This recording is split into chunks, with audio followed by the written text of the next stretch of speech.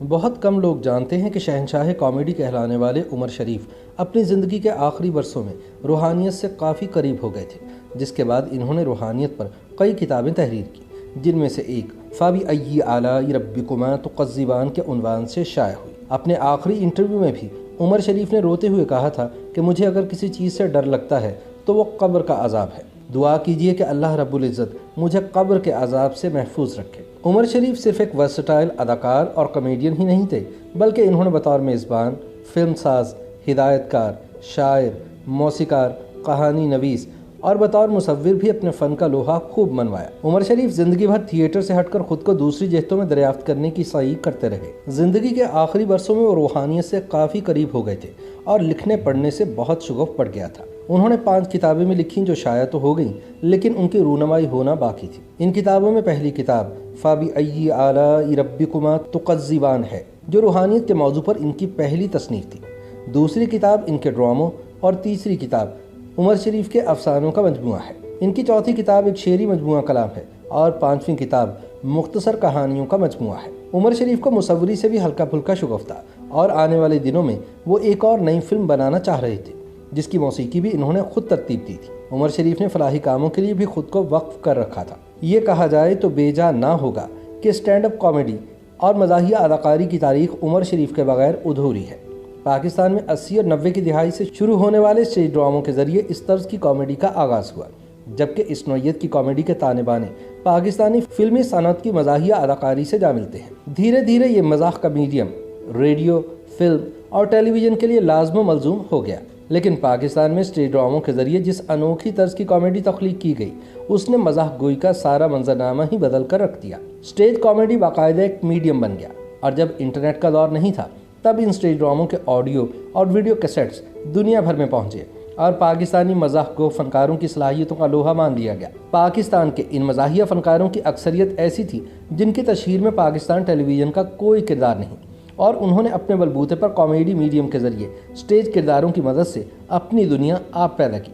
इन्हीं में से एक उमर शरीफ भी थे। पाकिस्तानी मंजरनामे पर हमें शौकी खान, मस्ताना, बब्बू बराल, सिकंदर सनम, लियाकत सोल्जर और दीगर बहुत सारे स्टेज के फ़नकार दिखाई देते हैं। स्टेज के लिए इन लोगों की खिदमत का दायरा वसी है, मगर जब वो रुखसत हुए तो उनके पास तरक़े में सिर्फ कसम पुरसी और बेसरो सामानी थी। इस एतबार से उमर शरीफ खुशकिस्मत रहे कि जिनको ज़िंदगी के आखिरी दिनों में बेपनाह तवज्जो मिली और इनको इलाज की गर्ज से सरकारी खर्च पर बैरून मुल्क भी ले जाया गया, वगरना अक्सर फ़नकारों की ज़िंदगी का इख्तिताम दुख भरा हुआ। वो जो सारी ज़िंदगी मुस्कुराहटों के सफ़ीर रहे, उनको ज़िंदगी के आखिरी दिनों में बुनियादी सहूलतें भी मुयस्सर न आईं।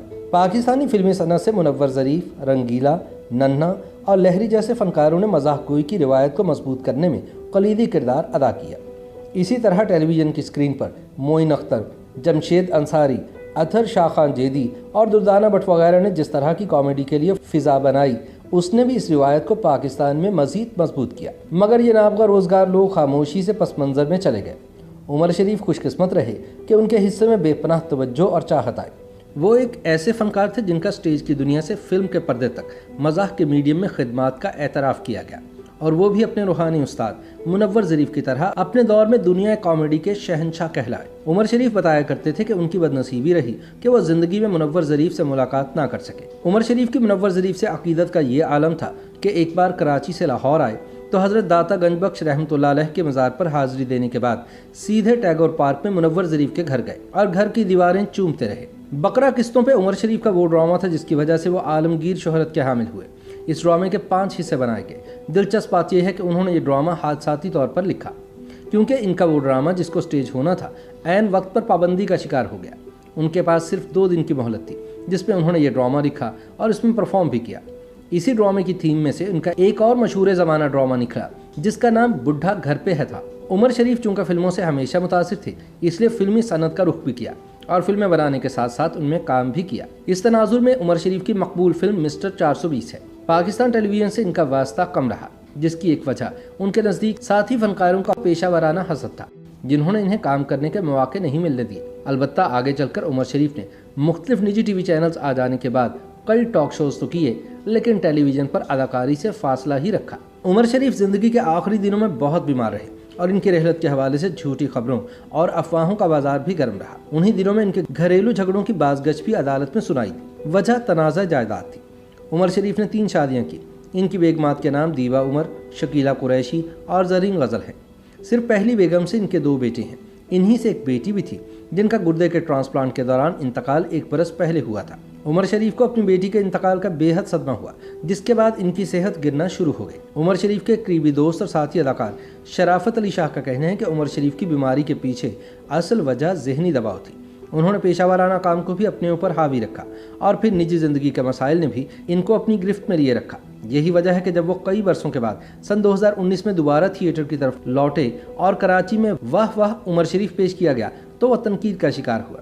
इसकी कई वजूहात में से एक वजह उमर शरीफ की नासाज तबीयत थी। इन तमाम मसाइल के बावजूद उमर शरीफ साबित कदम रहे और ख़ुद को दरियाफ्त करने की सही में मगन नजर आए।